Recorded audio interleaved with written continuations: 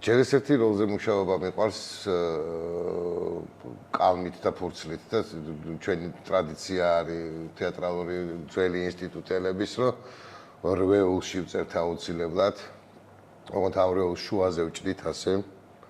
და ნახევარ რვეულს ვიყენებთ, იმიტომ რომ ის ადვილია, რომ სცენაზე ჯიბეში ჩაიგდო, რაღაცა ჩახედა და გჭირდეს ამბავი.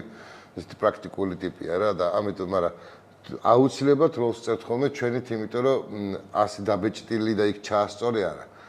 იქ სასვენი ნიშნებია, იქ რა ადრეცა ვთქვი, სასვენი ნიშნები, ჩვენებური, გრამატიკულად არასწორია ჩვენი ნაწერი რომ ნახო, ჩემი რომ ნახო, საერთოდ ვერ მივხვდები რას ლაპარაკობ.